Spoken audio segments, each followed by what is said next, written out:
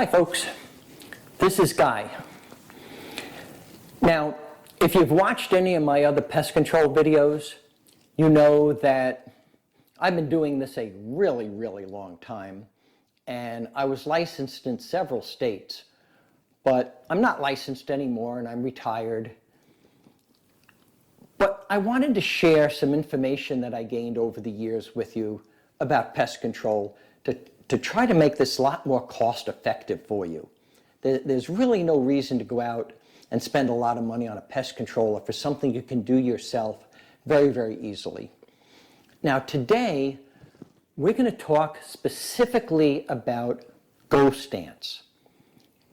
Now ghost ants are really small, and so I can't take a picture of one with my camera because they're too small for my camera to take a picture of. So I'm going to look for one on the internet. I haven't done that, but if I can find one, I'll flash it up for you.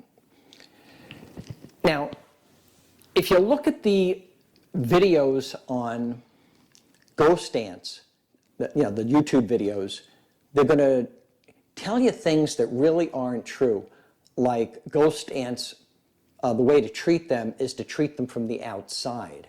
And that's what I thought. And in the interest of full disclosure, I have to tell you that I was not familiar with ghost ants until I moved to Florida. Because matter of fact, all of the pest control that I did over my career was done in northern states and midwestern states in cold climates. But ghost ants are a tropical and subtropical type of an ant. So I never encountered them before. Matter of fact, I never even learned about them. And so when I got to Florida and I noticed these really tiny little ants, I didn't know what they were, so I had to do some research. And I learned a lot of interesting facts that you need to know about ants in order to treat them, because I was doing it all wrong. I thought they were just like any other ant, and I was treating them from the outside, and I wasn't getting rid of the problem. And so I had to do some research to figure out what was going on, and I'm going to share that with you. Before I get started, though, here's a fun little fact about ants that I thought you might like to know. Has absolutely nothing to do with getting rid of your ghost ants, but you might find this interesting. Did you know that virtually all of the ants you see are female? That's right. The males of the ant species, their only job is to get the queen pregnant. That's it. The female ants have to do all the work. All the worker ants that you see, they're all female. The females have to take care of the queen and so on. So guys, before you decide that you want to be a male ant in your next life, consider this though. Male ants only live about a week, whereas the queen ant can live sometimes in some ant species almost 30 years. So before you get too quick to become a male ant, you're going to have a very short lifespan. Interesting little fact. Anyway, getting back to what we're doing, let me tell you a little bit about how ghost ants work. And by the way, what I'm going to show you today will work for pretty much any kind of ant you have. Most ants, if you treat according to my general exterior pest control video, you're probably not going to have an ant problem, because most ants live underground, and after they get what they want in your house, they're going to probably go back outside and not be a problem. Ghost ants are not like that. Ghost ants are a lot different than regular ants, and that's why you have a problem with them. First of all, with most ants, you only have one queen. And so the colonies tend to be a bit smaller. With ghost ants, you have multiple queens. And so that's more queens, more production, more babies that they're going to have. And so your colonies are going to grow a lot faster with ghost ants. The other thing is, with normal ants, and most ants, they have separate colonies, one queen, and the colonies will not join together. Matter of fact, sometimes they'll actually fight each other. So colonies stay away from each other. But with ghost ants, they don't care. Ghost ants will join colonies. And so your infestations can get really out of control with ghost ants. Then with most ants, the way they operate is they send a lot of workers, females, to get the food. And what you'll see is like there'll be a line of ants going toward the food and then a line coming back to the nest. Now, ghost ants will do that too. But a lot of times, all you're going to see with a ghost ant is like one ant. Or you might see 2 or 3 or 4 ants, 5 ants, and that's it. And you'll see them wandering around like they don't know where they're going. They're looking for the food, they're foraging, and those few ants, that 1 ant or 3 ants or 5 ants, whatever they are, they'll get the food, they will bring it back to the nest, and then they'll send another 5 out to go get some more. And so it's a slow process. They often don't send all their workers out to get the food supply.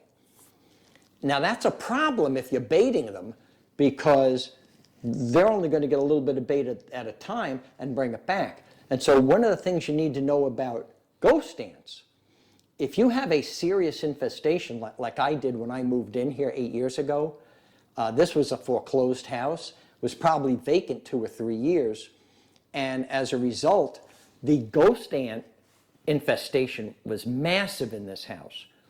And so I would treat one spot, one colony, where they were popping out and giving me a problem, and I thought I had it. It took sometimes a couple of weeks to get rid of that colony, and then all of a sudden they'd pop out someplace else, probably a different colony. And so they were all over the place. And sometimes it took me weeks to literally get rid of one colony. And so it was a long process to get rid of all of them. So what I'm telling you is, if what I'm saying to you today doesn't work right away, that's because this is a slow process. Now, if you look at most pest control videos, they're going to tell you to bait for them. And that is exactly what I am going to tell you as well. Because using pesticides doesn't work anywhere near as well on ghost ants as bait. Matter of fact, pesticides don't work as well on ants, period. Although if you do my general exterior pest control like I tell you, you probably won't have the problem in the first place with other ants. But if you've got ghost ants in your house, the thing about them is they don't have to go back outside like most ants will. Ghost ants will live behind your baseboards, inside your wall voids. They may, if you have a slab home like me, they may live underground, but underneath, your slab, they could live anywhere, and it could be a massive colony. So it can take a while when you're talking 5 ants at a time bring back the bait. So you do want to bait them. Now, the one exception is if you have these folks, these ladies, on your kitchen counters, they're crawling all into your breakfast cereal and your cookies, and you don't like that kind of thing, then you may need to use Talstar P and just spray it any place you're not making food. So you could put it on the splashboard on your countertop, just spray a little there, make sure you're not getting it on the actual surface where you're making your food, and put it on the baseboards around your kitchen cabinets, any place you're having the problem. If it's really a problem right there, you might treat around your refrigerator if they're climbing up onto that, or that sort of thing. Inside your cabinets, you could spray Talstar P there, okay? And just mix it according to label directions, and light spray is all that you're going to need. But that is not going to get rid of your problem. That may give you a quick knockdown of the problem, but you're going to need to bait. And so today we're going to talk about how you do that. Now, there are 2 baits that I like to use. See, ants, in general, and this goes for any ant, they typically like 2 types of bait. They like sweet baits and they like protein baits. Some ants like sweet, some ants like protein. And sometimes in the same colony, because sometimes the queen may like protein, but some of the workers like sweet. They might bring some of the protein back for the queen. That might be what she prefers. So what I do is I treat with both. The sweet bait that I like to use is Advion ant gel. And what I like about this is it's clear, so you can't see it. So you can apply it, and people won't even know that you did it. Also, it's got a very, very tiny point to the applicator, and so you can put very, very small amounts of it down, which is what I recommend. You don't want to use a lot in one spot. You just want to put little dots of it every so often, because remember, the ghost ants are really small. And what I find is if you put too much of this down in one spot, what will happen is they'll stop feeding on it after a while, and you'll just be wasting bait, and you'll have to apply more of it. So small dots is what you want to use with this. And again, this is the sweet kind, which most ghost ants, I think, prefer, my experience. What I find is when I watch them eating, this is typically what they're going for. But nevertheless, I do still apply with the protein bait, just to be sure, because I don't want to take any chances. And the one that I like is this Advance 375A. And what I don't like about this is it's granular. So it's not like the gel where you can squeeze small amounts. This you have to actually sprinkle it around on the floor and kind of push it a little bit with a paper towel or something, try to keep it out of the way. The problem with it is if you sweep the floor, you're going to sweep up your bait. And so you get rid of it. So you always have to keep in mind that once you sweep your floor before you use this, mop it, and then apply this, and you got to be careful not to sweep it back up. And again, it could take literally a couple, 3 weeks or more to get rid of the problem. So you may have to apply this more than once if you have it on the floor.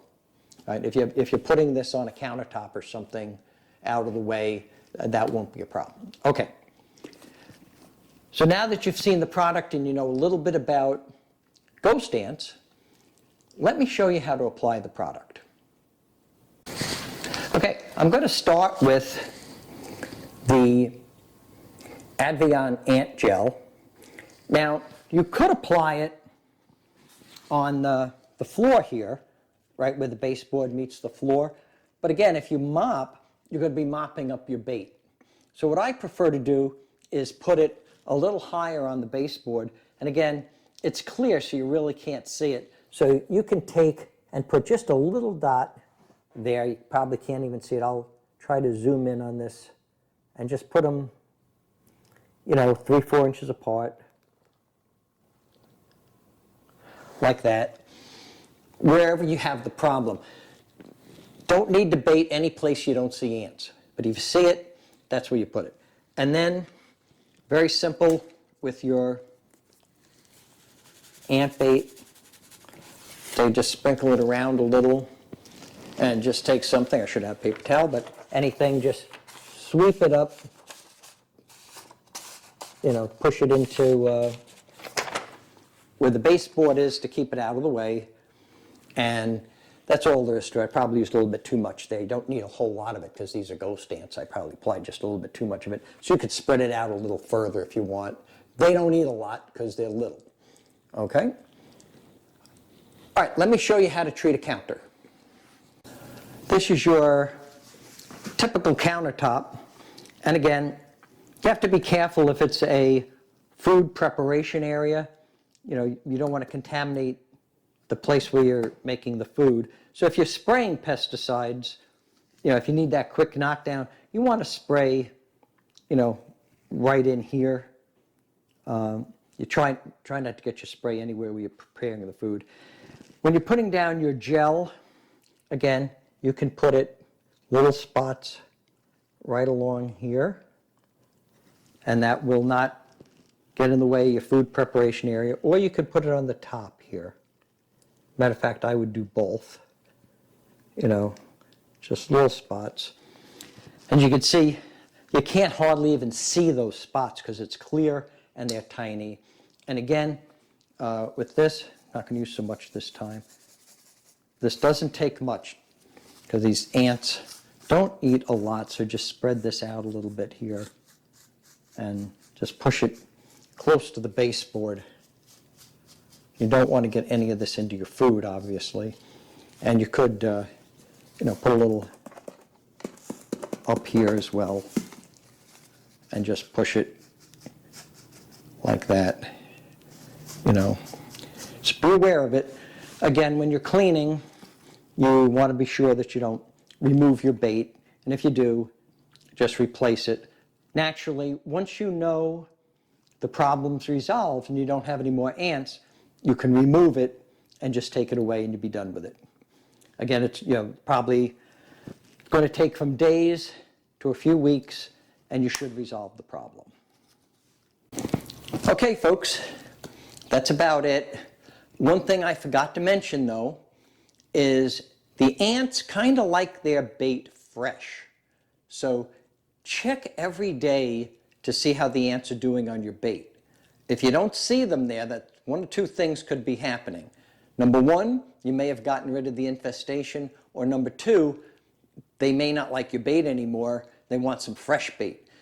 So just to be sure, put down a little more of that ant gel and wait and see if the ants come back out again. If they do, just keep baiting them every day or every other day until you get rid of the infestation. If they're not coming back out for the bait, you probably got it. Okay, and just keep an eye out every few days. And if it comes back, just start baiting again. And be patient. Again, if you have a large infestation, this could take days or even weeks before you eradicate it. So be patient, and trust me, you will get rid of these ghost ants. Okay, folks, if anything I did today, if you enjoyed the video and if it was somewhat useful for you, I hope you'll give me a like. And if you want to see some of my other videos, subscribe. I'm planning to do a video on fire ants next, another southern problem that we have here. And unfortunately, I do not have any fire ants because I've already eradicated them. So I'm going to have to go find somebody that does and do the video on their property. So until then, take care, folks.